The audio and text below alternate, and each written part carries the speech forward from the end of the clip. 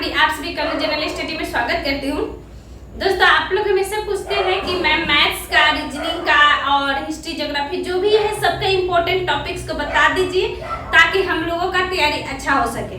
तो देखिए, सबसे पहले हम आप लोगों को बता दें कि मैथ्स एक ऐसा सब्जेक्ट है जिसके लिए आपको BSSC पर अगर नहीं BSSC इंटर लेवल हो या ग्रेजुएशन लेवल हो या NTPC हो, यानी NTPC के लिए भी और बिहार दरोगा में, खासकर बिहार दरोगा में जो भी 20 मैथ्स और रीजनिंग पूछा जाता है उसके लिए भी इम्पोर्टेंट है, क्योंकि मैथ्स और रीजनिंग से ही आप मेरिट के पास जा सकते हैं। ठीक है, मैं बार बार बोलती हूँ, जीके किसी का नहीं पता है कि जीके कितना सही होगा, लेकिन मैथ्स और रीजनिंग अगर आपका कमांड है, अगर अच्छा से तैयारी किए हैं तो आपका मैथ्स और रीजनिंग में नहीं भी बनेगा 20 में तो 18 नहीं होता कि 15 तक तो आप नॉर्मली बना लोगे। अगर अच्छा रहेगा तो 18-19 तक आप जा सकते हैं, एक दो क्वेश्चन छूटता है। ठीक है, तो चलिए अब हम देखते हैं कि मैथ्स कौन कौन से टॉपिक पर सबसे ज्यादा क्वेश्चंस पूछा जाता है और किस टॉपिक को सबसे अच्छे से तैयार करें। ठीक है, ये पूरा वीडियो को अच्छे से देखिएगा और समझिएगा। सबसे पहले मैं बोल दूं कि जिस चीज पर तैयार करना है वो है नंबर सिस्टम। तो देखिए, नंबर सिस्टम एक ऐसा सब्जेक्ट है जिसमें सभी चीज आ जाते हैं। नंबर सिस्टम का मतलब होता है कि जितने भी संख्याओं पर आधारित प्रश्न जो आते हैं, आपका पहला ही टॉपिक है, पहला ही चैप्टर है किसमें, आर्यसंख्यवाद में, संख्याओं पर आधारित। उसमें जितने भी a+b के होल स्क्वायर, चाहे जो हम लोग नंबर सिस्टम में नहीं होते हैं कि संख्याओं का योग कितना होगा, ये सारी चीज उसमें इंक्लूड रहते हैं, घटांक करने उसी में आते हैं। ठीक है, तो ये सबसे इंपॉर्टेंट होता है। उसके बाद जो इंपॉर्टेंट होते हैं दोस्तों वो होता है परसेंटेज। ठीक है, सबसे यहाँ पे जो परसेंटेज मैं लिखी हूँ और इसके साथ साथ में प्रॉफिट एंड लॉस, क्योंकि परसेंटेज पर ही आधारित होता है प्रॉफिट एवं लॉस।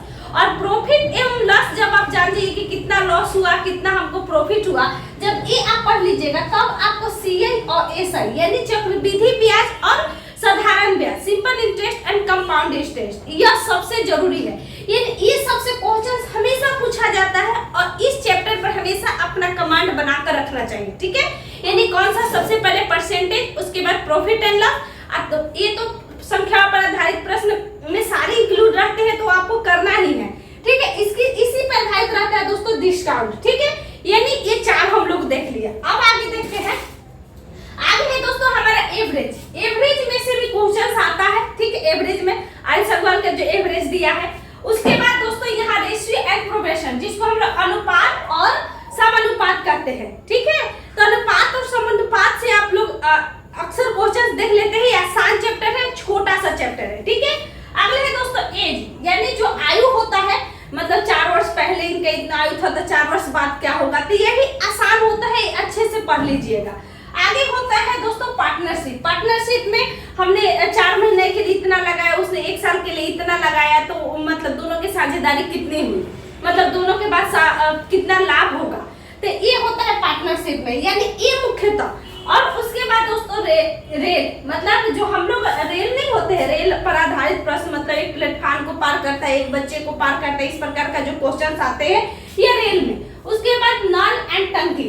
ठीक है, यानी ये हमारा नल एंड टंकी पर आधारित क्वेश्चन पूछता है कि यह टंकी इतने घंटे, नल इतने घंटे में भर देता है टंकी को, तो कितना समय लगेगा, मतलब 2 दिनों में भर देता है तो मतलब इतना खाली है तो भरने में क्या समय लगेगा, इस पर आधारित ये सब प्रश्न आता है। उसके बाद कार्य और समय, तो देखिए नल एंड टंकी एवं कार्य समय एक दूसरे के साथ चलता है, मतलब अगर ये आप समझ गए तो ये समझ जाइएगा। जैसे यहाँ पे आपने परसेंटेज पढ़ा, उसी पर आधारित प्रॉफिट एंड लॉस और उसी पर आधारित डिस्काउंट। जब ये 3 हो जाए तो उसके बाद CI और SI पढ़िए। ठीक है, यानी ये 5 चैप्टर हो जाएगा। उसके बाद जब कार्य एवं समय पढ़िए तो नल एवं टंकी उसी के साथ पढ़ लीजिए। ठीक है, आता है दोस्तों उसके बाद में हमारा यहाँ पे हमारा बोट एंड स्ट्रीम। ठीक है, यानी नाव एवं धारा। तो नाव एवं धारा जो है ये भी इसी के साथ चलता है, यानी कार्य, समय, नल, टंकी, नाव, धारा। इसके बाद दोस्तों ट्रिगोनोमेट्री। तो देखिए ट्रिगोनोमेट्री पर बहुत ही कम क्वेश्चन पूछता है। जो त्रिकोणमिति आप देखिएगा, इस पे आपको मेन से पैर में क्वेश्चन आ जाता है, तो आपको मतलब इस पे थोड़ा कमांड रखना है, क्योंकि ट्रिगोनोमेट्री से क्वेश्चन आया था और आने की संभावना हमेशा बनी रहती है। यानी मुख्यतः ये 8, 9, 10, 11, 12, 13, 14, यानी ज्यादा नहीं। हम बार बार बोलते हैं कि किसी का भी 100% तैयारी आज तक नहीं हुआ है और नहीं होगा। अगर देखिए कि बहुत टैलेंटेड है तो वो मैथ पे पूरी तरह से कमांड है, तो उसका जीके गोल है। जिसका जीके अच्छा है उसका मैथ्स पर उसी चैप्टर पर कमांड है। यानी आपका जीके में बेस्ट करना है तो मैथ्स में इतना सब्जेक्ट पर आपको कमांड करके इसके बाद प्रीवियस ईयर ले लेना है। ठीक है, मैं हमेशा बोलती हूँ कि प्रीवियस ईयर के सेट को जरूर बनाइए मैथ्स का। और प्रीवियस ईयर में कौन सा आता है, चाहे एसएससी का भी आता है, चाहे आपका एनटीपीसी का भी आता है, रेलवे का भी आता है। ठीक है, और अभी तो बिहार वाला प्रीवियस ईयर मैथ्स अगर आया होगा तो उसको भी आप बना सकते हैं। यानी जितना पूछा गया है, चाहे आपका दरोगा हो या इंटर लेवल का हो या ग्रेजुएशन लेवल का हो या अन्य कोई भी एग्जाम हो, उसमें अगर पूछा गया हो तो इसको आप देख सकते हैं। ठीक है, यानी आप समझ गए कि इतना चैप्टर खत्म होने के बाद आप मुख्यतः एक सेट जरूर ले लीजिए और सेट से बनाइए।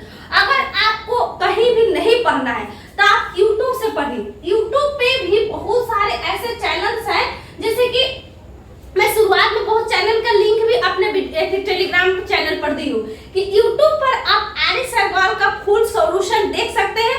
और देखिए मैथ्स दोस्त ऐसा सब्जेक्ट है ना कि चाहे कोई भी सब्जेक्ट मैं बोलती हूँ रिवीजन होता है, लेकिन मैथ्स आप जीके पढ़ लीजिएगा, नहीं लिखिएगा तो चलेगा, लेकिन मैथ्स के लिए आपको कॉपी और कलम चाहिए। तो कॉपी और कलम हमेशा साथ में रखिए। हमेशा मैथ्स देखकर नहीं सीखा जाता है, मैथ्स बनाकर सीखा जाता है, मैथ्स बनाकर याद होता है।